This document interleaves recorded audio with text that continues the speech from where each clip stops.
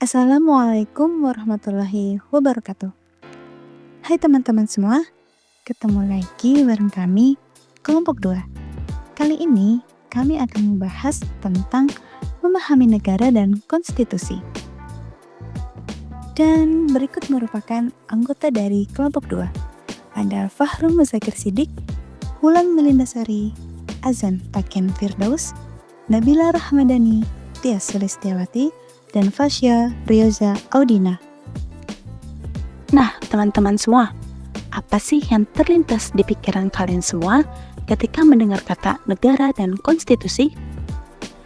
Tidak usah berlama-lama lagi, yuk mari kita bahas. Oke, masuk yang pertama di sini ada negara. Negara adalah organisasi dalam suatu wilayah yang memiliki kekuasaan tertinggi yang sah untuk mengatur masyarakatnya. Unsur utama pembentuk negara. Yang pertama di sini ada rakyat. Tanpa rakyat, negara tidak akan ada. Yang kedua yaitu wilayah, yang terdiri atas daratan, lautan, dan udara. Nah, batas wilayah Indonesia sendiri ditetapkan dalam perjanjian dengan negara lain yang berbatasan. Batas wilayah laut teritorial, batas landas kontinen, dan batas zona ekonomi eksklusif. Unsur yang ketiga yaitu pemerintah yang berdaulat. Pemerintah ini yang mengatur negara, harus punya kekayaan sendiri, artinya bebas menentukan sendiri aturan dan kebijakannya.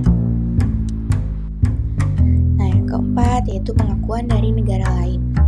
Eksistensi suatu negara perlu dikukuhkan oleh pengakuan dari negara lain. Walaupun secara teori tidak wajib, tapi dalam praktiknya sangat penting agar negara bisa menjalin hubungan diplomatik, dagang, dan lain-lain secara global.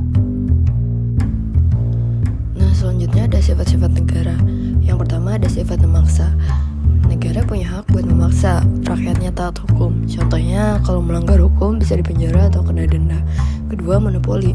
Negara mempunyai hak eksklusif atas kekuasaan tertentu seperti pajak, penggunaan kekerasan legal, misalnya polisi, tentara, dan menentukan ideologi. Dan yang terakhir itu mencakup semua aturan negara. Aturan negara berlaku semua orang di wilayahnya tanpa kecuali. Siapapun harus tunduk pada hukum yang berlaku. Selanjutnya tujuan negara.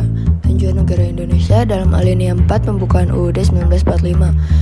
Pertama itu melindungi segenap bangsa Indonesia dan seluruh tumpah darah Indonesia, memajukan kesejahteraan umum, mencerdaskan kehidupan bangsa, ikut melaksanakan dunia yang berdasarkan kemerdekaan, perdamaian abadi, dan keadilan sosial. Fungsi negara. Negara mempunyai peran penting untuk menjaga kehidupan masyarakatnya, antara lain yang pertama, fungsi keamanan dan ketertiban, menjaga agar kehidupan masyarakat aman dan tertib lewat hukum dan aparat negara seperti polisi dan lembaga peradilan. Kedua, fungsi kesejahteraan dan kemakmuran. Negara harus mengurus ekonomi, pendidikan, kesehatan, dan fasilitas publik agar rakyatnya hidup layak dan sejahtera. Tiga, fungsi keadilan. Negara menjamin seluruh warga negara mendapatkan keadilan melalui sistem hukum yang adil, merata, dan transparan. Keempat, fungsi pertahanan, melindungi negara dari ancaman luar dan dalam melalui TNI dan sistem pertahanan nasional. Dan yang terakhir, fungsi peningkatan kecerdasan dan budi pekerti. Negara bertanggung jawab mencerdaskan kehidupan bangsa dan membentuk karakter bangsa melalui pendidikan yang berkualitas dan berlandaskan nilai-nilai luhur, budaya, serta moral. Selanjutnya konstitusi. Konstitusi adalah hukum dasar tertinggi dalam suatu negara yang berisi aturan-aturan pokok mengenai sistem pemerintahan, hak dan kewajiban warga negara, serta hubungan antara lembaga-lembaga negara. Dalam arti sempit, konstitusi adalah undang-undang dasar. Dengan arti luas, konstitusi mencakup seluruh peraturan dasar baik tertulis maupun tidak tertulis.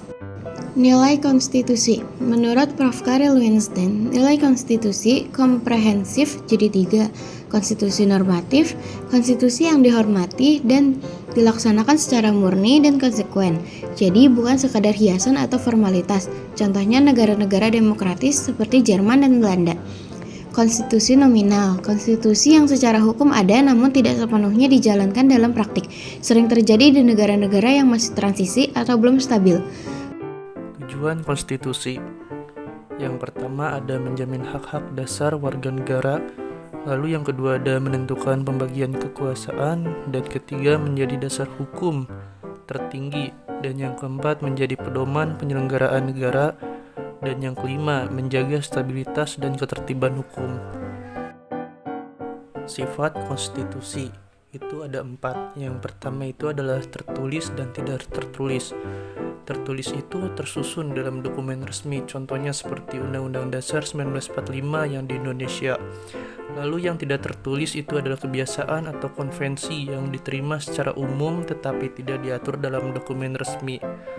Lalu sifat yang kedua adalah kaku dan fleksibel atau loose. Kaku itu seperti sulit diubah karena prosedurnya ketat seperti Undang-Undang Dasar. Lalu kalau fleksibel mudah diubah seperti hukum biasa. Contohnya itu konstitusi ya Inggris yang berbentuk undang-undang biasa. Lalu sifat yang ketiga adalah supremasi hukum. Konstitusi berada di atas semua hukum lain. Semua aturan harus tunduk kepada konstitusi. Lalu sifat yang keempat adalah mengikat secara hukum. Baik rakyat maupun pejabat negara terikat pada aturan konstitusi. Proses perumusan dasar negara Republik Indonesia. Pada masa tanggal 29 Mei sampai dengan 1 Juni 1945, BPUPKI mengadakan sidang pertama. Sidang ini bertujuan untuk merumuskan dasar negara Indonesia yang akan segera merdeka. Beberapa tokoh penting menyampaikan gagasan mereka. Pertama, Muhammad Yamin. Beliau mengusulkan 5 poin utama, yaitu ketuhanan yang Maha Esa, kebangsaan persatuan Indonesia, rasa kemanusiaan yang adil dan beradab, kerakyatan yang dipimpin hikmat kebijaksanaan dalam permusyawaratan atau perwakilan, serta keadilan sosial bagi seluruh rakyat Indonesia. Kedua, Supomo. Beliau mengajukan konsep paham negara kesatuan, perhubungan negara dan agama, sistem badan permusyawaratan, sosialisme negara, dan hubungan antar bangsa. Ketiga, Insinyur Soekarno. Pada tanggal 1 Juni 1945, Soekarno memperkenalkan 5 asas yang ia sebut dengan nama Pancasila. Pancasila versi beliau mencakup kebangsaan Indonesia, internasionalisme atau perikemanusiaan, mufakat atau demokrasi, kesejahteraan sosial, dan ketuhanan yang berkebudayaan. Selain itu, lahirlah Piagam Jakarta pada tanggal 22 Juni tahun 1945. Piagam ini berisi rumusan dasar negara dengan penekanan khusus pada kewajiban menjalankan syariat Islam bagi pemeluknya, serta prinsip kemanusiaan, persatuan, kerakyatan, dan keadilan sosial. Proses panjang ini akhirnya menjadi fondasi lahirnya Pancasila yang kita kenal dan gunakan sampai sekarang. Selanjutnya saya akan menjelaskan tentang pelaksanaan Undang-Undang Dasar Republik Indonesia. Sejak Indonesia merdeka, Undang-Undang Dasar atau yang disingkat UUD yang digunakan mengalami beberapa perubahan sesuai dengan kondisi bangsa saat itu. Pertama, setelah proklamasi tahun 1945, kita menggunakan UUD 1945 dalam periode 1945 hingga 1949. Namun, setelah terbentuknya Republik Indonesia Serikat atau RIS, kita menggunakan UUD RIS dalam periode 1949 sampai 1950. Kemudian, setelah RIS dibubarkan dan Indonesia kembali menjadi negara kesatuan, digunakanlah UUD sementara atau dikenal dengan UUDS 1950 yang berlaku pada periode 1950 hingga 1959. Lalu pada tahun 1959 melalui Dekret Presiden 5 Juli 1959, Indonesia kembali menggunakan UUD 1945. UUD 1945 inilah yang digunakan terus hingga saat ini. Melalui perjalanan ini kita bisa melihat bahwa pelaksanaan UUD RI sangat dinamis, menyesuaikan dengan situasi dan kebutuhan bangsa Indonesia. Selanjutnya, amandemen UUD 1945.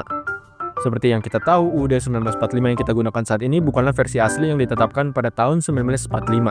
Seiring dengan perkembangan zaman dan kebutuhan reformasi, UUD 1945 telah mengalami 4 kali amandemen. Amandemen pertama dilakukan pada tahun 1999 setelah reformasi bergulir. Amandemen ini bertujuan untuk memperkuat kedaulatan rakyat dan memperjelas batas kekuasaan lembaga negara. Kemudian pada tahun 2000, dilakukan amandemen kedua. Fokus utamanya adalah memperjelas hak asasi manusia dan memperbaiki sistem ketatanegaraan. Setahun berikutnya, amandemen ketiga dilaksanakan pada tahun 2001 dengan menambahkan pengaturan tentang pemilihan presiden dan wakil presiden secara langsung oleh rakyat. Terakhir, amandemen keempat terjadi pada tahun 2002. Dalam amandemen ini diatur berbagai ketentuan baru seperti pembentukan Dewan Perwakilan Daerah atau DPD, serta penguatan desentralisasi ke daerah-daerah. Dengan 4 kali amandemen ini, UUD 1945 menjadi lebih demokratis dan lebih sesuai dengan kebutuhan bangsa Indonesia di era modern. Sebagai rangkuman dari pembahasan kita kali ini, berikut beberapa poin utama yang dapat kita tarik. Negara adalah organisasi tertinggi yang mengatur rakyat di wilayah tertentu dengan unsur rakyat, wilayah, pemerintah, undang-undang, dan pengakuan internasional. Fungsinya meliputi menjaga keamanan, keadilan, kesejahteraan, perlindungan, dan mencerdaskan bangsa. Konstitusi adalah hukum dasar tertinggi yang mengatur pemerintah dan hak warga negara, berfungsi sebagai pedoman, pelindung hak, dan pengatur kekuasaan. Negara dan konstitusi saling melengkapi untuk menciptakan kehidupan berbangsa yang adil dan teratur. Berikut merupakan penjelasan dari kami tentang memahami negara dan konstitusi. Kami mohon maaf apabila dalam menyampaikan banyak kekurangan. Sampai jumpa di pembahasan selanjutnya. Terima kasih. Wassalamualaikum warahmatullahi wabarakatuh.